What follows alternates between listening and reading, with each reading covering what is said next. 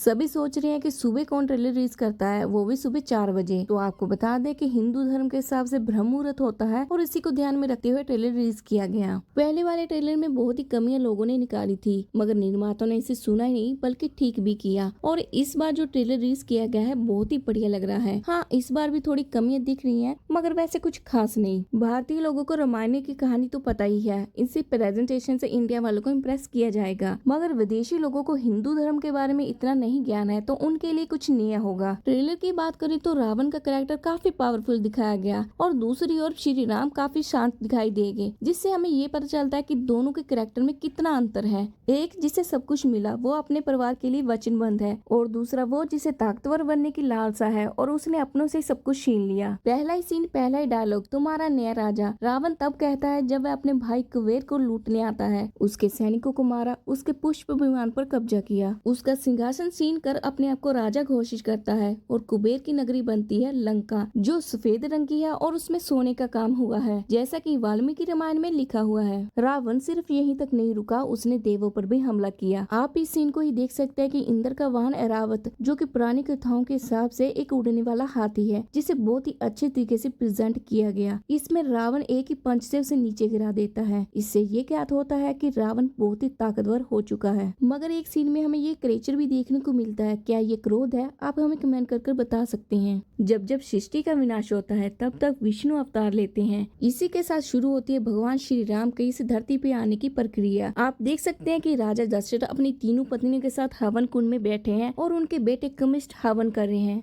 Next scene Jatayu का दिखाया गया है, जो कि आदि पुरुष के हिसाब से बिल्कुल डिफरेंट है, और जटायु वल्चर किंग भी था, तो इसी हिसाब से हमें दिखाया गया है। और ऐसा भी हो सकता है कि मेकर्स हमें राम के साथ ही इसको दिखाएं, ताकि आगे जाकर जब वह माँ सीता को बचाने की कोशिश करें तो लोग इमोशनली ज्यादा जुड़ सके। इसी के साथ ही भगवान श्री राम की एंट्री होती है और ब्लाइंड फोन लगाए हुए वह अपना निशाना साधते हैं, जिससे यही दर्शाया जाता है कि वे एक महान योद्धा ही नहीं बल्कि डिसिप्लिन और कंसंट्रेशन में उन्होंने महारत हासिल की है। इसका नेक्स्ट सीन आता है जंगल का, जहाँ पर राम और लक्ष्मण दोनों ही हैं, और लगता है कि ये मॉन्स्टर सुबह हुआ है, क्योंकि दोनों भाइयों ने पोशाक पहनी है योद्धाओं वाली। यहाँ पर दोनों भाई विश्वामित्र के कहने पर यज्ञ होने पर उनकी रक्षा कर रहे हैं। सुबाहु मारिश और ताड़का से उसका पहली बार सामना होता है। इसके बाद 360 का टर्न देखने को मिलता है, जहाँ पर श्री राम को पता चलता है कि उसे वनवास जाना होगा, और ये वनवास कोई और नहीं, को भवन में बैठी उसकी माँ कैकेयी देती है, क्योंकि राजा दशरथ ने 2 वचन पूरे करने की बात कही थी, और जब रानी वो मानती है तो वो को भवन में ही बैठी होती है और तब तक बाहर नहीं आती जब तक ये वचन पूरे नहीं हो जाते। ये सारा का सारा सीन डार्क रखा गया है, माहौल भी काफी लाइट है। कैकेयी के रूप में लारा दत्ता है, वो भी काफी सिंपल रखी गई है बिना श्रृंगार के, क्योंकि माहौल काफी गमगीन है। इसी के बाद ही माता सीता का सीन आता है, जहाँ पर काफी ग्रेसफुली साई पल्लवी लग रही है और माता सीता अपनी बहनों के साथ खड़ी है, जिसके साथ ये पता चलता है कि माता सीता का वनवास अपने पति के साथ इसलिए जाना है क्योंकि वह अपने पति के हर परिस्थिति में अपना साथ देना चाहती है। अगला सीन तो काफी गमगीन है, क्योंकि श्री राम भगवान, उनके साथ उनकी पत्नी माता सीता और उनके भाई लक्ष्मण तीनों मिलकर वनवास के लिए निकलते हैं। यहाँ पर अयोध्या की नगरी काफी गमगीन है, क्योंकि लोग नहीं चाहते थे कि श्री राम भगवान वहाँ से जाएं। सारी की सारी अयोध्या अंधेरे में डूब चुकी है, और यही कारण है कि श्री राम भगवान जब 14 साल बाद वनवास काटकर घर लौटते हैं तो घी के दिए जलाए जाते हैं और दिवाली मनाई जाती है। फिर हमें एक पैलेस का शॉट देखने को मिलता है, जहाँ पर एक तरफ सिंहासन है, सेंटर में एक मैदान है और दूसरी तरफ लोगों के आने जाने की जगह है। इसी के बाद ही रावण का सीन देखने को मिलता है, जिसमें रावण के आगे लोग नाच रहे हैं। ये नाच गाना ये बताता है कि रावण का एक पैलेस ही नहीं, जिसे लंका कहा जाता है, वहाँ का एक कल्चर भी है जिसे वह खूब एंजॉय कर रहा है। फिर एंट्री हुई शूर्पणखा की, जो कि काफी क्रिएटिव रही, जहाँ पर वह राजकुमारी अपने आप को बता रही है और माँ सीता कह रही है लक्ष्मण को उसका दिल आप पर आ गया है, जिसके बाद लक्ष्मण उसका नाक काट देते हैं। इस बात की शिकायत वह अपने कजन खर और दूषण से करती है, मगर श्री राम भगवान जब इन दोनों को हरा देते हैं तो इसके बाद रावण इस बात के लिए खुद आगे आता है। फिर सीन आता है पुष्प विमान में, जब माँ सीता मैया को वे लेके जा रहा होता है तो उसका सामना रास्ते में जटायु से भी होता है, जहाँ पर काफी अच्छा सीन दिखाया गया है। इसके बाद काफी फास्ट फेज में ट्रेलर चलता है, जिसमें काफी छोटे छोटे सीन दिखाए गए हैं, जिसे आपको ध्यान से देखना पड़ेगा। अंत में आता है रावण का क्रोध के साथ सीन, जो कि गूज़बम्प देता है सारी ऑडियंस को। एक जगह तो लाउड साउंड बजाया जा रहा है, ऐसा लगता है कि कुंभकर्ण को उठाने की कोशिश की जा रही है। अंत में हम देखते हैं कि श्री राम, जब शुरू में हम सरल स्वभाव से देख रहे थे, अब ये महान योद्धा के रूप में आगे आ रही हैं। उनके कैरेक्टर में जो धीरे धीरे परिवर्तन हुआ है साफ अब दिखाई दे रहा है। अब योद्धा है लड़ने के लिए तैयार हैं। दूसरी तरफ जब हमने रावण को देखा था तो ऐसा लग रहा था कि उसका करैक्टर थोड़ा ज्यादा पावरफुल है, मगर धीरे धीरे श्री राम के करैक्टर को जिस तरीके से धीरे धीरे बिल्ड किया गया है बहुत ही सराहनीय है। और अंत में हम यही कहेंगे, जय सिया राम। आपको ट्रेलर कैसा लगा हमें कमेंट करके बता सकते हैं।